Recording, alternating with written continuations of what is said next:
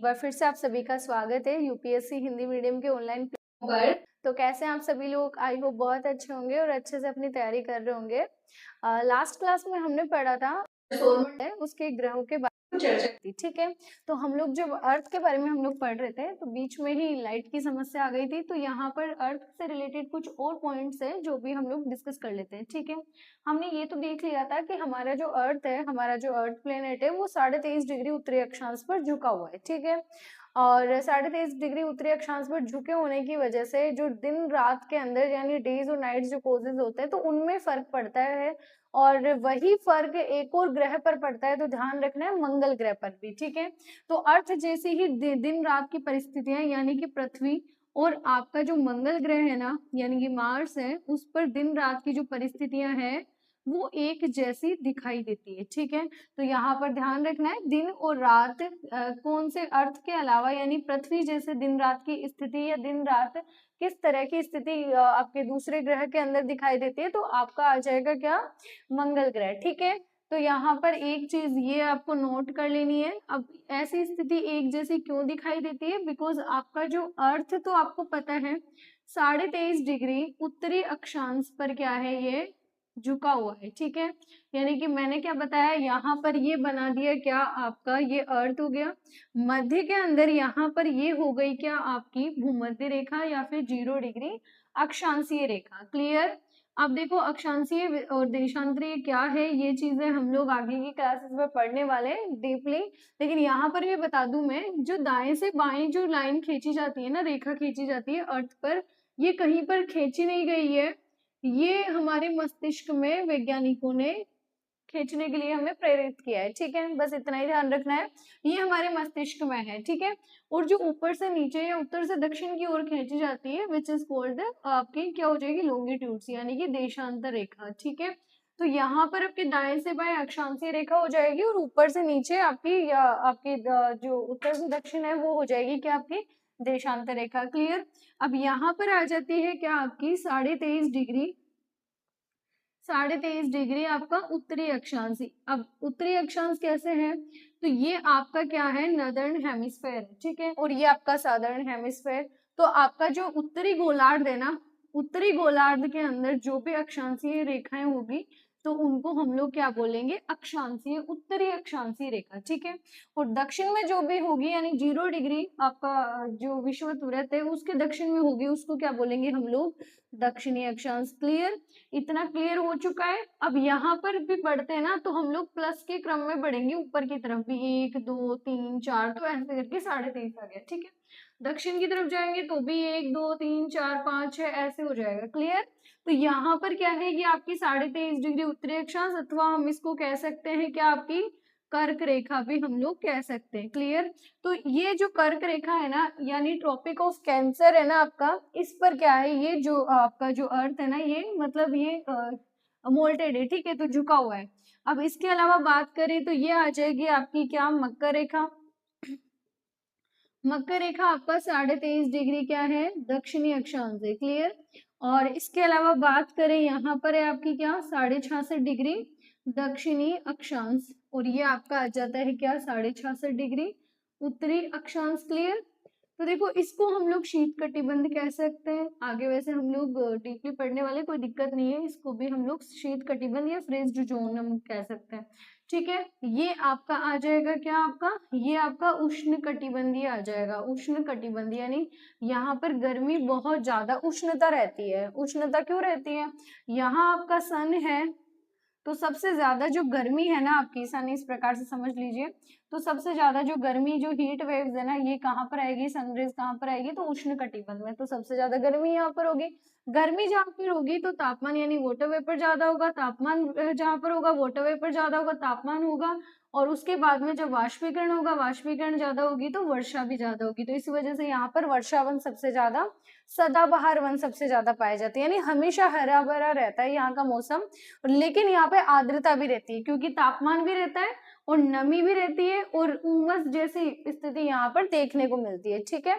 तो और ये क्या हो गया, यहाँ का ये मध्य का क्षेत्र आपका यानी 66 डिग्री उत्तरी अक्षांश से, या आपके ऐसे बोलेंगे 23.5 डिग्री उत्तरी अक्षांश से लेकर 66.5 डिग्री उत्तरी अक्षांश, के मध्य का एरिया क्या हो गया, शीत और उष्ण को मिलाकर ये हो गया आपका क्या, शीतोष्ण। ठीक है, तो चलो ये तो मैंने एक्स्ट्रा में अभी बता दिया, वरना हमें इस चैप्टर इस टॉपिक वाइज इतना ही ध्यान रखना है कि 23.5 डिग्री हमारी जो अर्थ है ना आपके, ये सूर्य की तरफ झुकी हुई है। ठीक है, पृथ्वी, और आपका जो मंगल ग्रह है ना ये भी 25 डिग्री सूर्य की तरह ही झुका हुआ है। अब ये कौन सा अक्षांश है, ये अभी तक हमने यहाँ पर डिसाइड नहीं किया, बिकॉज मंगल ग्रह पर हम रहते ही नहीं है, अभी तो नहीं रहते ना, आगे इन फ्यूचर हम लोग, हो सकता है कि पॉसिबिलिटीज है 100% कि हम लोग रहे, और आगे चलकर यहाँ की भी हम लोग कैसी काल्पनिक रेखा है उनको क्या नाम दे, किस प्रकार से डिसाइड करें, तो वो हम फ्यूचर में जाके कर सकते हैं। ठीक है, अक्षांशी मान लीजिए आडी रेखाएं हैं तो अक्षांशी रेखाएं ही बोल सकते हैं। ठीक है, तो इतना आई होप क्लियर हो चुका होगा। अब देखो हम लोग बाकी जो अदर जो ग्रह है ना उनके बारे में हम लोग क्या कर लेते हैं,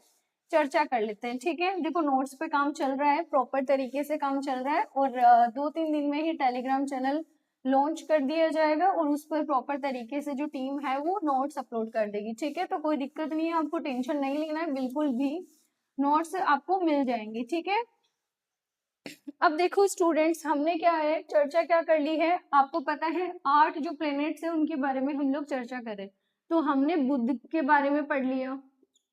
ठीक है, सेकंड हमने शुक्र के बारे में पढ़ लिया। ठीक है, इसके बाद में हमने पृथ्वी के बारे में पढ़ लिया, अब हम पढ़ रहे हैं क्या, मंगल के बारे में। ठीक है, अब देखो चारों ही ग्रह कौन से हैं, तो आपको पता है ये पृथ्वी के आपके सूर्य के समीप है, ये आ गया आपका सन, और ये क्या है सूर्य के समीप है, और बाकी जो ग्रह हैं यहाँ पर आपको पता है बहुत सारे एस्टेरॉइड्स हैं, मैंने आपको बताया था बहुत सारे क्षुद्र ग्रह हैं, छोटे छोटे ग्रह हैं, और इनका जमाव इतना ज्यादा हो चुका है कि यहाँ पे एक प्रॉपर इनकी बेल्ट बन चुकी है। ठीक है, तो इसी वजह से इसको मैंने आपको बताया था कि क्षुद्र ग्रह पट्टी कहा जाता है। क्या कहा जाता है, तो क्षुद्र ग्रह पट्टी इस एरिया को नाम दे दिया गया है। ठीक है, तो क्षुद्र ग्रह पट्टी के इधर वाले जो ग्रह है सन के पास वाले, इनको तो आंतरिक ग्रह कहा जाता है, जो इस पट्टी के अंदर की साइड है। ठीक है, तो आंतरिक ग्रह कहा जाता है। इनमें देखो आपके जो ठोस जो पदार्थ है यानी कि स्थलखंड इसका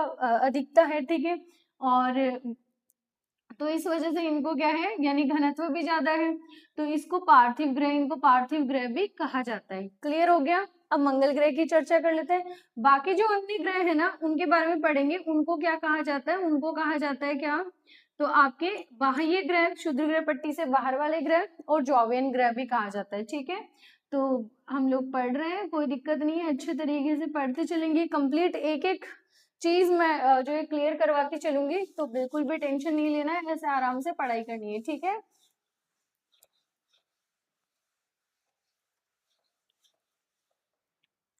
नेक्स्ट हेडिंग लगा देते हैं हम लोग क्या, मंगल ग्रह। ठीक है, अब देखो मंगल ग्रह है ना, मैंने आपको पहले ही बता दिया था कि मंगल ग्रह से रिलेटेड हमने मंगलयान भी भेजा। ठीक है, नासा और इसरो भाई ये पूरा इनका 100% है कि जो पृथ्वी वासियों को मंगल ग्रह पर शिफ्ट करने का प्लान है। ठीक है, तो मंगल ग्रह पर जब शिफ्ट हो जाएंगे तो एक चीज मैंने आपको बताई थी, मंगल ग्रह जो है ना इसका जो परिक्रमण काल है वो क्या है, अर्थ से लगभग दोगुना है। ठीक है, तो परिक्रमण काल यानी कि ये सूर्य है और सूर्य के ये कितने दिनों में चक्कर पूरा करता है कंप्लीट, ये मंगल ग्रह, तो मंगल करता है कितने आपके 687 दिनों में। ठीक है, तो यहाँ पर आपके जो 680 डेज है इनमें जो है मंगल जो है एक रेवोल्यूशन कंप्लीट कर लेता है। ठीक है भाई, एक किसी भी ग्रह के द्वारा जो सूर्य की चारों ओर लगाया गया एक चक्कर उसको कहा जाता है सौर वर्ष कहा जाता है। ठीक है, तो यहाँ पर 687 दिनों में जो है आपके मंगल ग्रह भी क्या करता है, सूर्य के चारों ओर एक चक्कर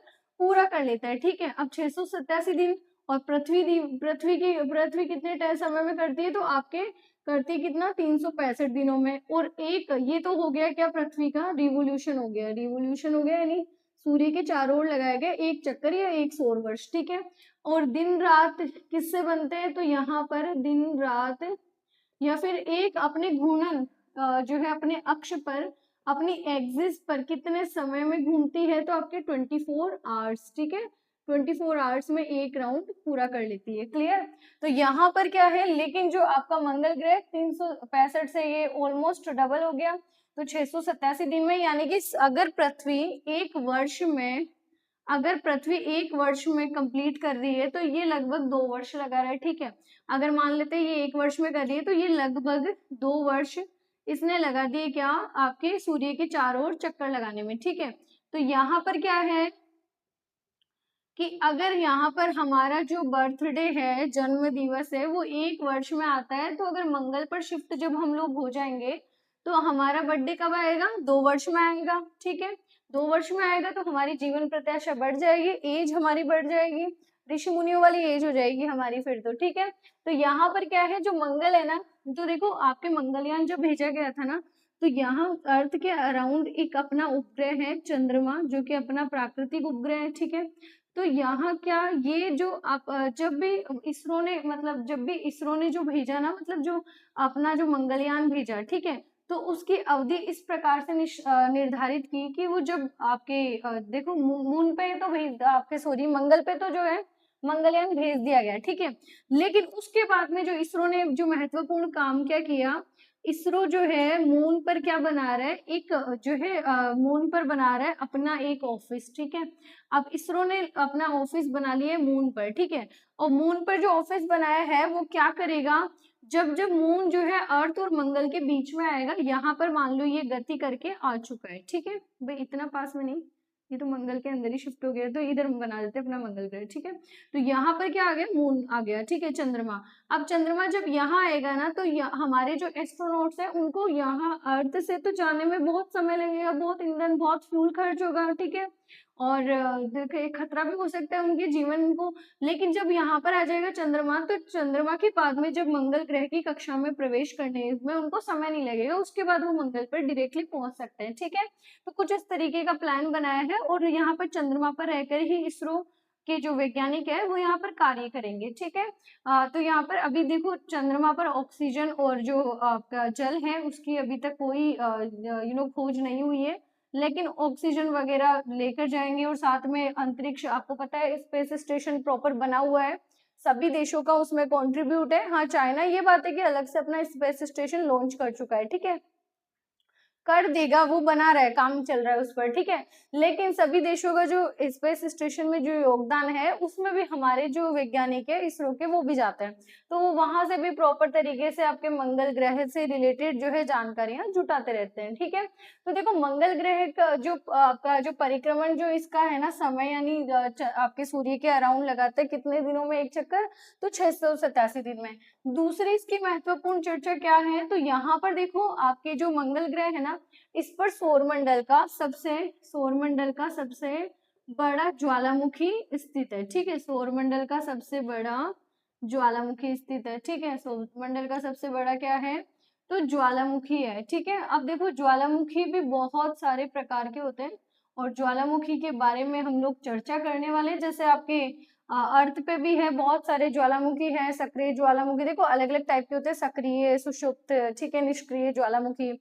तो यहाँ पर जो आपका ये ज्वालामुखी और सक्रिय भी है, साथ में ध्यान देना है, सक्रिय यानी इसमें से ज्वालामुखी उद्गार समय समय पर होते रहते हैं। ठीक है, तो आपका जो ये जो ज्वालामुखी है ना जो सौरमंडल पे, तो इसका नाम क्या है, तो इसका नाम ध्यान रखना है, ओलंपस मॉन्स है। क्या है, ओलंपस मॉन्स है, ये ध्यान रखना है। आपका सौरमंडल का सबसे जो बड़ा जो ज्वालामुखी है ना वो यही है। ठीक है, तो ओलंपस मॉन्स आपको ध्यान रखना है। ये क्लियर हो गया। अब देखो जो आपका मतलब इसके अलावा अगर अर्थ की बात की जाए, तो अर्थ पे बहुत सारे ज्वालामुखी है, जैसे आपका माउंट एटना है, वो आपके इटली के अंदर जो सिसिली द्वीप है ना, यानी इटली आपका इस प्रकार से कुछ आपके शूज की शेप में, तो यहाँ पर सिसिली द्वीप आएगा इसके पास में, यानी इस भूमध्य सागर के अंतर्गत अवस्थित है। तो माउंट एटना है, माउंट चिम्बोरे जो है, माउंट एकांकागुआ है, माउंट कोटोपैक्सी है, बहुत सारी ज्वालामुखी है। पहले माउंट आपका कोटोपैक्सी सबसे सक्रिय था अर्थ का ज्वालामुखी में, अर्थ में, लेकिन अभी माउंट चिम्बोरे जो है। ठीक है, तो यहाँ पर खैर अर्थ के बारे में भी हम लोग डीपली डिस्कस करेंगे, कोई दिक्कत नहीं। अभी आपको ध्यान रखना है मंगल ग्रह जो आपका मंगल ग्रह का जो ज्वालामुखी है ओलंपस मॉन्स, ये सौरमंडल का सबसे सक्रिय ज्वालामुखी, सबसे बड़ा ज्वालामुखी है। ठीक है, इसके अलावा बात करें तो सौरमंडल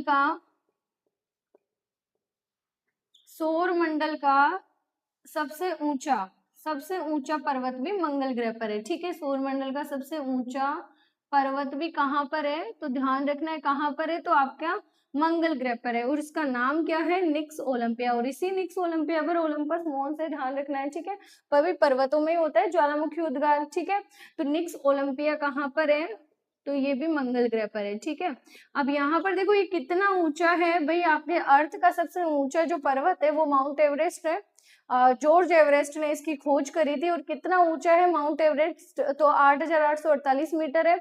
लेकिन आपके माउंट एवरेस्ट से भी ये आपके 3 गुना ऊंचा है। कितना है, तो माउंट एवरेस्ट से है 3 गुना ऊंचा है, ठीक है, ये पर्वत। तो ध्यान रखना है, माउंट एवरेस्ट से 3 गुना ऊंचाई इसकी अधिक है, ठीक है। किसकी, निक्स ओलंपिया की, which is situated at Mars planet, ठीक है। इतना क्लियर हो चुका है, कोई दिक्कत नहीं है। इसके बाद में देखो आपको अच्छे से समझ में आ रहा है। जो भी आपका रेस्पॉन्स रहता है प्लीज कमेंट करके बताइए, प्रोत्साहन मिलेगा। अगर हतोत्साहित होंगी तो फिर मैं सुधार करूंगी अपने आप में, ठीक है। भाई टीचर क्या है, स्टूडेंट होता है और वो लाइफ टाइम सीखता है। और किससे सीखता है, स्टूडेंट से ही सीखता है, ठीक है। तो बिल्कुल आप लोग जो भी है, आपकी जो प्रतिक्रिया रहती है आप मुझे कमेंट करके जरूर बताएं। फिर इसके बाद में क्या आएगा, तो यहाँ पर मंगल ग्रह से संबंधित 2 क्या है इसके प्राकृतिक उपग्रह। जैसे अर्थ का था, अर्थ का क्या है, एक प्राकृतिक उपग्रह है। कृत्रिम तो बहुत सारे सैटेलाइट्स हमने लॉन्च किए। तो यहाँ पर क्या है, आपके जिस तरह हमारा चंद्रमा प्राकृतिक उपग्रह, वैसे ही इसके भी 2 क्या है प्राकृतिक उपग्रह। किसके, मंगल ग्रह के। एक का नाम है फोबोस और दूसरे का क्या नाम है, डीमोस, ठीक है। देखो डीमोस जो है ना, ये सौरमंडल का सबसे छोटा उपग्रह है। सौरमंडल का सबसे छोटा उपग्रह है, सौरमंडल का सबसे छोटा उपग्रह, ठीक है। अब देखो बुध और शुक्र का तो कोई उपग्रह नहीं था। इसके अलावा जो बाकी प्लेनेट्स है ना, 6 प्लेनेट्स, उनके तो है ना उपग्रह। तो उनमें से सबसे छोटा क्या है, ये उपग्रह है, ध्यान रखना है, ठीक है। अब यहाँ पर इसके बाद में बात करें तो भाई मंगल ग्रह आपका क्या है, 25 डिग्री पर झुका हुआ है, ठीक है। ये ध्यान रखना है। इसी वजह से दिन रात स्थिति क्या है, दिन रात की स्थिति क्या है, अर्थ के बराबर है। दिन रात की स्थिति यहाँ पर अर्थ के बराबर है। इसी वजह से क्या है, हम लोगों के लिए रहने योग्य है, ठीक है। तो इतना समझ में आ चुका है। मंगल ग्रह से संबंधित अपने महत्वपूर्ण शब्दावलियां पढ़ ली। एक चीज और महत्वपूर्ण है, क्या भाई, मंगल ग्रह हमें लाल रंग का क्यों दिखाई देता है। आप लोग जब रात को देखते होंगे तो मंगल ग्रह जो है लाल रंग का दिखाई देता है। और दिखाई क्यों देता है, देखो दिखाई देता है, ये आसमान में आप लोग देखना, अंतरिक्ष में हमारी जो दृष्टि है ना शनि तक जाती है। शनि के बाद में फिर बाकी सारे ग्रह जैसे अरुण वरुण जो बचे हुए हैं वो जरूर हम नहीं देख सकते। बट आंखों से जितने ग्रह हम देख सकते हैं ना, बुध देख सकते हैं, शुक्र देख सकते हैं, पृथ्वी पर तो हम लोग रहते ही हैं, दिन भर देखते हैं। इसके अलावा मंगल देख सकते हैं, फिर आपका बृहस्पति भी देख सकते हैं, शनि भी देख सकते हैं, ठीक है। तो यहाँ पर लेकिन एक चीज है, कुछ ग्रहों को देखने के लिए जिनको देखा जा सकता है गैलीलियो की दूरबीन की आवश्यकता है। लेकिन देखो मंगल तो आपको दिख जाएगा और लाल रंग का ये दिखाई देगा, लाल रंग का दिखाई देगा। और इसके जो लाल रंग के होने के का क्या कारण है, इसके अंदर आयरन ऑक्साइड की अधिकता है। भाई अगर सीधी सरल भाषा में बोला जाए तो लोहे की अधिकता, ठीक है। भाई देखो आप लोग है, आयरन और नहीं होता क्या, आयरन और क्या होता है, आप इसका जो लोहा है इसका अपर रूप ही तो है लोहा अयस्क। तो लोहा अयस्क किस में पाया जाता है, मिट्टी में ही तो मिलता है। भाई सारी धातुएं कहाँ से मिलती है, मिट्टी से ही मिलती है। और मिट्टी में कैसे मिलती है, तो लोहे जैसा कुछ ऐसी प्रक्रिया अभिक्रिया मिट्टी में। तो उस वक्त क्या है, जैसे आयरन ऑक्साइड अगर जिसमें मिट्टी में सर्वाधिक तो वहां पर लोहा भाई मिट्टी के भाई जो है मिट्टी का कलर कैसा हो जाएगा, लाल हो जाएगा, ठीक है। तो लोहे की क्या है यहाँ पर, मतलब आयरन ऑक्साइड की क्या है अधिकता है, इस वजह से इसका कलर कैसा दिखाई देता है, लाल रंग का दिखाई देता है, ठीक है। तो इतना समझ मंगल संबंधित हमने पढ़ लिया। अब देखो हम लोग चर्चा कर लेते हैं किसकी, तो बृहस्पति ग्रह की। बृहस्पति ग्रह मंगल के बाद में आने वाला जो बड़ा ग्रह है, मतलब सबसे बड़ा ग्रह एक तरह से बृहस्पति ग्रह ही है, ठीक है। लेकिन दूरी के आधार पर देखा जाए तो मंगल के बाद में आने वाला जो ग्रह कौन सा आता है आपका, बृहस्पति ग्रह आता है, ठीक है।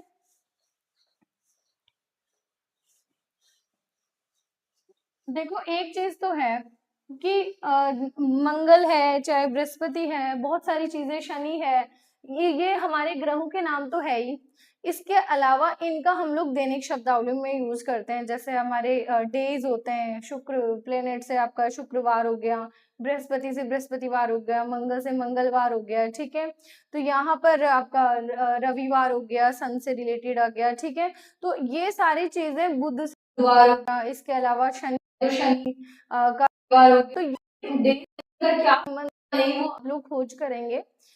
मुझे इन चीजों में नहीं पढ़ना, मुझे सिर्फ समझाना है, ठीक है। लेकिन आप भी दिमाग लगाते होंगे कि ये इस प्रकार से कैसे रिलेटेड हो सकता है या नक्षत्रों से भी कैसे संबंध है इनका, ठीक है। तो जैसे एस्ट्रोलॉजी और एस्ट्रोनॉमी एक जैसे मतलब हो सकते हैं और होते भी हैं किस हद तक, तो वो आप डीप में अध्ययन कर सकते हैं, बट जब एग्जाम क्रैक हो जाए, आपका फ्री हो जाओ, तब करो, ठीक है। तो अभी नहीं पढ़ना इनके अंदर, लेकिन सोचते रहें, दिमाग को जितना आप काम में लेंगे ना, दिमाग उतना ही चलेगा। तो देखो बृहस्पति ग्रह है ना, बृहस्पति ग्रह सौरमंडल का क्या है, सबसे बड़ा ग्रह। बृहस्पति ग्रह सौरमंडल का क्या है, सबसे बड़ा ग्रह है। सौरमंडल का सबसे बड़ा ग्रह क्या है, कौन सा है, बृहस्पति ग्रह, ठीक है।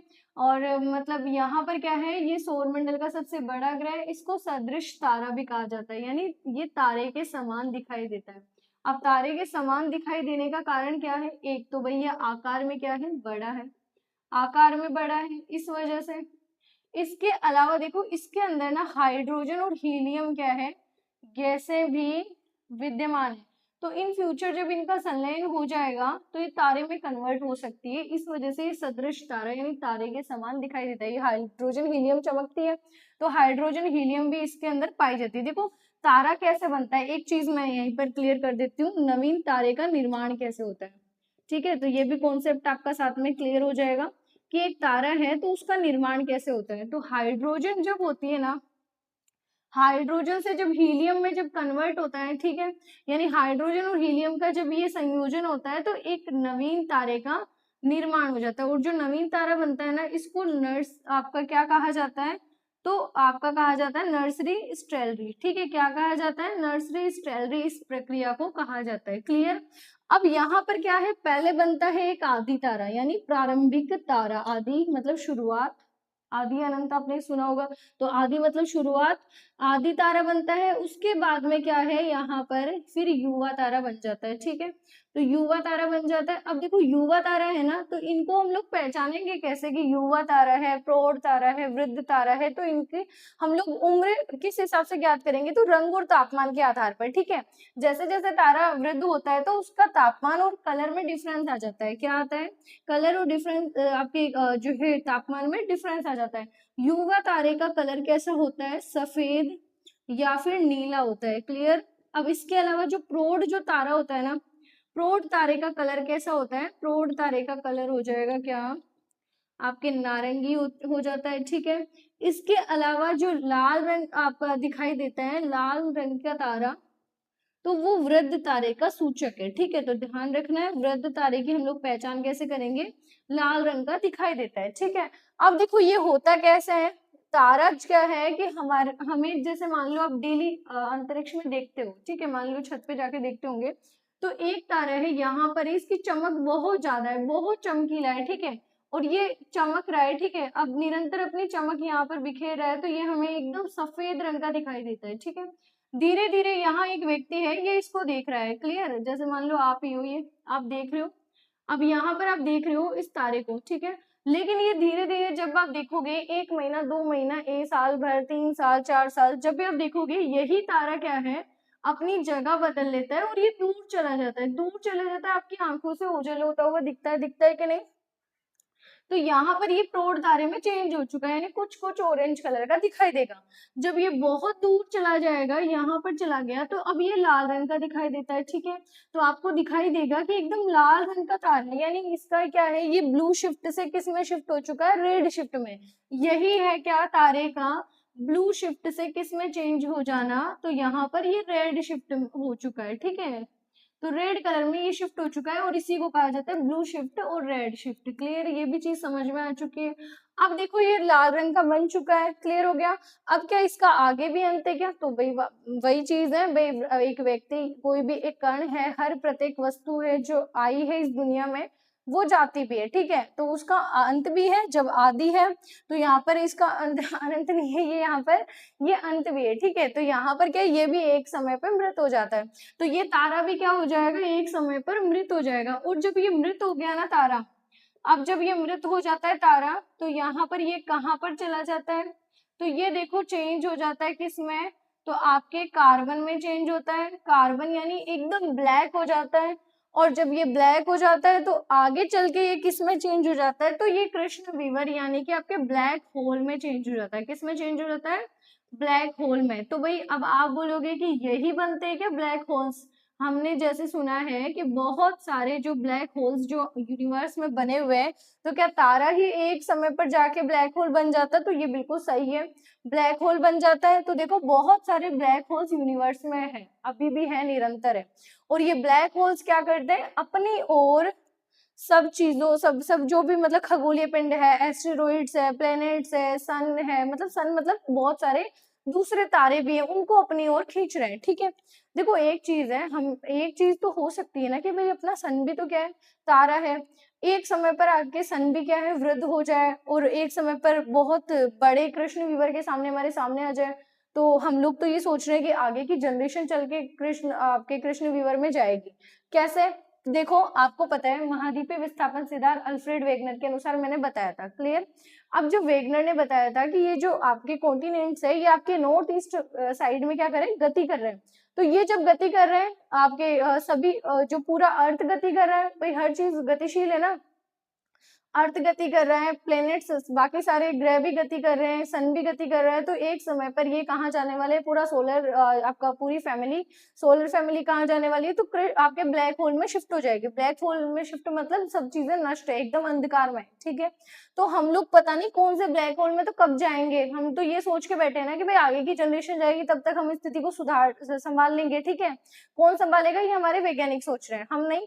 तो यहाँ पर हम तो सिर्फ इनके बारे में स्टडी कर रहे हैं, लेकिन हो सकता है ना इन फ्यूचर, मतलब आप लोग भी ये क्यूरियोसिटी अपने दिमाग में लेकर चलो कि अगर आपका आने वाले टाइम में सन ही अगर ब्लैक होल बन जाए तो फिर क्या होगा, क्योंकि ये भी तो तारा ही है। कभी ये अभी जैसे और ज्यादा मतलब वृद्ध अवस्था में पहुंच जाएगा तो फिर है ना रेड, एकदम रेड दिखाई देने लगे, फिर किसी समय पे ब्लैक होल बन जाए तो सारे प्लैनेट्स इसी में समा सकते हैं, तो हम लोग भी जा सकते हैं। ठीक है, वैसे तो अब अभी है, अभी ऐसा कुछ नहीं होगा, तो आगे वाली जनरेशन को ऐसा खतरा हो सकता है। ठीक है, तो देखो ये मैंने आपके तारे की संपूर्ण चीज ये बता दी कि किस प्रकार से तारा बनता है, कैसे तारा खत्म होता है। ठीक है, तो ये चीजें बता दी। अब यहाँ पर देखो ध्यान देना है क्या, कि आपका है ना ये जो है ना जो इसको सदृश तारा कहते हैं, एक तो हाइड्रोजन हीलियम की प्रधानता है इसके अंदर, दूसरा क्या है, बृहस्पति ग्रह क्या है, आकार में बड़ा है। क्लियर हो गया, तो इस वजह से क्या है, इसको क्या मतलब कहा जाता है, सदृश तारा। एक चीज और है बृहस्पति ग्रह के बारे में, इसको मास्टर ऑफ गॉड्स कहा जाता है। क्या कहा जाता है? तो आपका मास्टर ऑफ गॉड्स भी इसको कहा जाता है। अब मास्टर ऑफ गॉड्स क्यों कहा जाता है? तो देखो एक चीज तो ये, अगर हम लोग ज्योग्राफी की लैंग्वेज में पढ़े और एज ए आपको टीचर समझाऊं तो क्यों कहेंगे कि ये क्या है, आकार में अन्य सभी मतलब क्या है, प्लेनेट से बड़ा है। ठीक है, तो सबसे बड़ा है आकार में। ठीक है, लेकिन एक चीज है, अगर हम लोग थोड़ा सा शास्त्रों के अनुसार समझें तो भाई आपने आपने पढ़ा होगा या आपने सुना होगा अपने माइथोलॉजीज में कि जो प्रजापति दक्ष है उनके दो पुत्रियां थी, दीति और अदिति। ठीक है, अब दीति और अदिति का विवाह किससे हो जाता है, ऋषि कश्यप से हो जाता है, और ऋषि कश्यप के फिर है ना संतान होती है, यानी दीति के तो होती है क्या, दीति के तो हो जाते हैं क्या, दानव यानी कि राक्षस। ठीक है, जैसे जैसे प्रजापति दक्ष है और उनके क्या थी, दो पुत्रियां थी। प्रजापति दक्ष की क्या थी, दो पुत्रियां थी। दो पुत्रियों का नाम था, एक का नाम था क्या, दीति, और एक का नाम क्या था, अदिति। ठीक है, तो दीति का जो पुत्र होता है ना उसका तो नाम क्या रहता है आपके, मतलब ये राक्षस, जैसे आपका हिरण्यकश्यप है, हिरण्याक्ष है, ये राक्षस किसके जन्म लेते हैं, यानी दानव किसके जन्म लेते हैं, तो दीति के लेते हैं। ठीक है, और अदिति के जन्म होता है किसका, जैसे आपके जैसे इंद्र है, बाकी अन्य सभी अग्निदेव है, सूर्य, आपके बाकी सारे जो देव है ना, इनका जन्म होता है किसके, अदिति के। ठीक है, सूर्य देव भी है, तो यहाँ पर देवों का जन्म किसके हो जाता है, अदिति के हो जाता है। ठीक है, अब यहाँ पर देखो क्या है कि इन सबको पढ़ने के लिए भेजा जाता है, दानवों को तो पढ़ने के लिए भेजा जाता है किसके पास, शुक्राचार्य के पास में, यानी शुक्राचार्य किसके गुरु थे, तो दानवों के गुरु थे। ठीक है, और देवों के गुरु कौन थे, बृहस्पति थे। तो इस वजह से भी क्या है, मास्टर ऑफ गॉड्स किसको बोला जाता है, बृहस्पति को।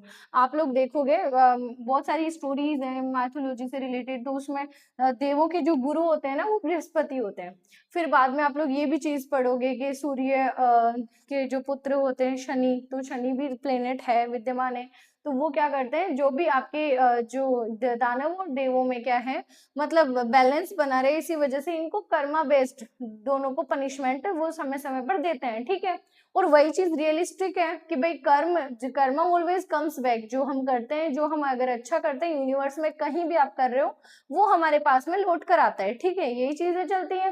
तो देखो इनका है ना, देवों का और दानवों का जो युद्ध है वो हमेशा कहाँ पर होता है, वो अर्थ पे होता है, ठीक है, पृथ्वी पे हुआ है हमेशा। और क्षीर सागर में समुद्र मंथन हुआ तो देव और दानवों का ये दोनों ही, मतलब इनके मध्य लड़ाइयां चलती रहती है, ठीक है। तो अभी के वैसे वर्तमान में भी कलयुग में भी होनी चाहिए ना, कि भाई जैसे हमने पुराने समय में पढ़ा है इन सब चीजों के बारे में, तो कलयुग में हो रही है तो आगे वाली पीढ़ी क्या पढ़ेगी। अब ये लड़ाई कहाँ हो रही है हमें नहीं पता, कोई दूसरे प्लेनेट में हो रही होगी, उससे रिलेटेड हो सकता है, बहुत सारी बुक्स है, वो हमें इन फ्यूचर हमारी जनरेशन को या हमें भी मिल सकती है, ठीक है। चलो कोई नहीं, इतना डीप में हम लोग नहीं जाएंगे। तो यहीं पर क्या है, इतना आपको ध्यान रखना है, मास्टर ऑफ गोड्स किसको कहा जाता है, तो आपके बृहस्पति ग्रह को कहा जाता है, ठीक है। इतना समझ में आ चुका है। तो देखो क्या है, आपका जो ये बृहस्पति ग्रह है, इसका जो आपका इसके महत्वपूर्ण बहुत सारे उपग्रह हैं, जिसमें एक उपग्रह बहुत ज्यादा महत्वपूर्ण है, गैनीमीड इसको कहा जाता है, गैनीमीड नामक उपग्रह है, जो कि क्या है, आपका सौर मंडल का सबसे बड़ा उपग्रह। सौर मंडल का सबसे छोटा उपग्रह तो कौन सा था, डीमोस था, जो कि मंगल ग्रह का उपग्रह था। और सौर मंडल का सबसे बड़ा उपग्रह किसका है, सबसे बड़े ग्रह का, इतना ध्यान रख लेना, सबसे बड़े ग्रह का ही सबसे बड़ा उपग्रह है।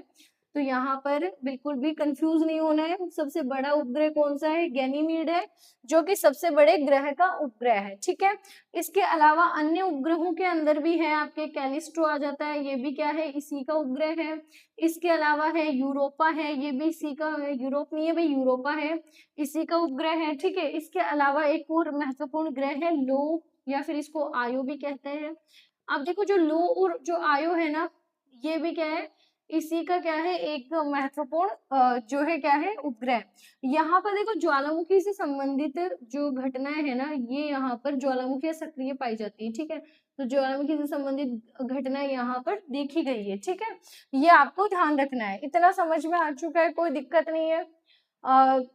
तो आई होप आप अच्छे तरीके से समझ पा रहे होंगे। तो कमेंट आप लोग करते रहे, कमेंट आपको करना है क्लास के बाद में, और साथ में क्लास को शेयर भी कर देना है अपने सिबलिंग्स और फ्रेंड्स के साथ, फैमिलीज में आप शेयर कर सकते हैं, आपके कोई ग्रुप्स है उनमें शेयर कर सकते हैं, ठीक है। क्योंकि देखो विद्या का धन है ना, जितना बांटोगे उतना बढ़ेगा, जितने लोगों के पास में आप शेयर करोगे, विद्या माता उतनी ही खुश होती है, ठीक है। फिर इसके बाद में देखो अन्य महत्वपूर्ण, एक बार मैं अपना मार्कर चेंज कर लेती हूँ। तो यहाँ पर देखो फिर आ जाता है क्या, आपका शनि, शनि ग्रह आ जाता है, ठीक है। तो देखो शनि को और अरुण ग्रह को क्या कहा जाता है, वलय ग्रह भी कहा जाता है। अरुण के भी रिंग्स हैं चारों तरफ, और आपके शनि ग्रह के भी है। तो शनि ग्रह को वलय ग्रह भी की संज्ञा भी दी गई है, शनि ग्रह को क्या दी गई है, वलय ग्रह की संज्ञा भी दी गई है, ठीक है। जैसे ये शनि है और इसके चारों तरफ ऐसे वलय बने हुए हैं, ठीक है। और इसका जो ऊपर का जो कलर है ना, वो क्या है, ऊपरी हिस्से का कलर क्या है, पीला है। ऊपरी भाग का रंग कैसा है, तो पीला है। और पीला किस वजह से है, तो यहाँ पर पीले रंग का अमोनिया पाया जाता है, ठीक है, पीले रंग का के अमोनिया की वजह से, यानी अमोनियम की वजह से। तो यहाँ पर क्या है के कारण, यहाँ पर क्या है, इसका रंग कैसा है, पीला दिखाई देता है हमें, ठीक है।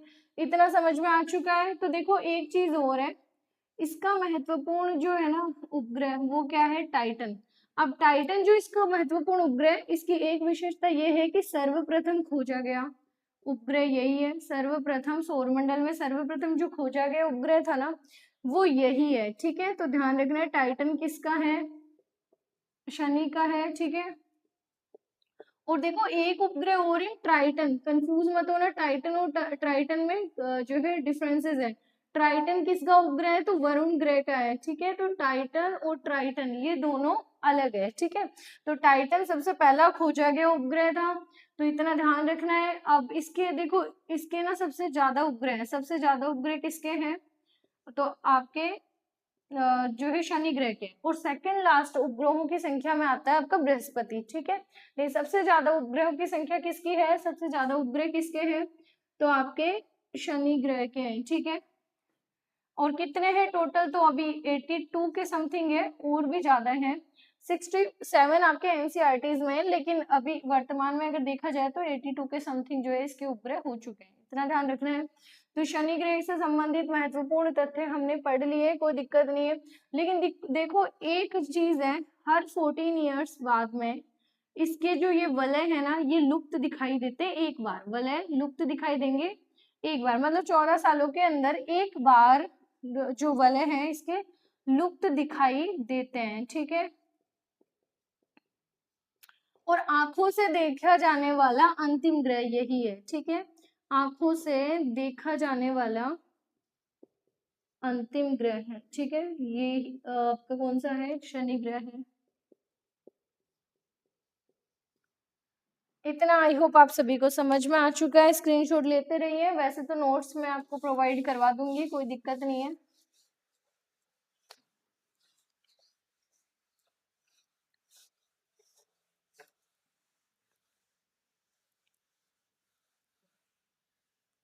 अब देखो नेक्स्ट आपका जो ग्रह है वो कौन सा आ जाएगा, तो अरुण ग्रह आ जाएगा शनि के बाद में, अरुण ग्रह आ जाएगा, ठीक है। अब देखो जो अरुण ग्रह है इससे संबंधित क्या है कि ये क्या है, उल्टी दिशा में, यानी आपके बाकी अन्य ग्रहों के जो है विपरीत दिशा में क्या करता है, ये परिक्रमण करता है। तो परिक्रमण कैसा है इसका, विपरीत दिशा में है, विपरीत दिशा में है बिल्कुल। और विपरीत दिशा में कैसे, तो विपरीत दिशा में मतलब ये आपका पूर्व से पश्चिम, यानी कि पूर्व से पश्चिम ये क्या करता है, रोटेट करता है सन के अराउंड, ठीक है। बाकी अन्य ग्रह तो आपके पश्चिम से पूर्व करते हैं, और आपका जो अरुण ग्रह है पूर्व से पश्चिम रोटेट करता है। इसके अलावा देखो एक और है आपका शुक्र ग्रह, ये शुक्र और अरुण ये दोनों ही विपरीत दिशा में क्या करता है, रोटेट करते हैं, ठीक है।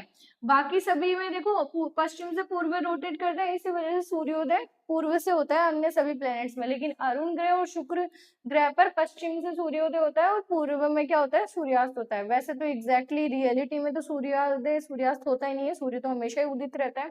लेकिन इन ग्रहों पर बात चल रही है, ग्रह के एक हिस्से पर, एक दूसरे हिस्से पर, एक ग्रह पे सूर्यास्त हुआ, दूसरे ग्रह पे सूर्योदय हो जाता है, ठीक है। तो यहाँ पर क्या है, आपके पश्चिम से तो सूर्योदय होता है और पूर्व से क्या होता है, सूर्यास्त होता है, ठीक है। अब देखो क्या है, अरुण ग्रह से संबंधित कुछ ज्यादा फैक्ट्स नहीं है, यही ध्यान रखना है कि अरुण ग्रह जो है ना, ये क्या है कि एक तो ये कि भाई शुक्र के समान है इस भांति में, और बाकी तो इससे संबंधित कुछ है नहीं। देखो 164 वर्षों में ये एक चक्कर लगा लेता है, बट इतना ज्यादा महत्वपूर्ण नहीं है तो मैं नहीं लिखूंगी। फिर है आपका वरुण ग्रह, वरुण ग्रह लास्ट ग्रह आ गया, ठीक है। तो वरुण ग्रह पर भी देखो यहाँ पर क्या है, आपके जो उष्णोत्स है ना आपके, मतलब गीजर के जो स्रोत है ना, उष्णोत्स मतलब आपके जो इसके धरातल से जो है बहुत सारे जो गैस के फव्वारे, यानी कि उष्णोत्स गीजर के यानी गर्म पानी के फव्वारे यहाँ पर इसके साक्ष्य हमें मिले हैं, ठीक है। तो गीजर या फिर उष्णोत्स के प्रमाण यहाँ से प्राप्त हुए, कहाँ से, तो आपके वरुण ग्रह से, ठीक है। और इसके अलावा कुछ और महत्वपूर्ण नहीं है इनसे संबंधित। देखो एक है कि भाई प्लूटो था आपका पहले ग्रह, लेकिन आपका जो अंतरराष्ट्रीय जो खगोलीय जो आपकी संस्था है, अंतरराष्ट्रीय खगोलीय संगठन,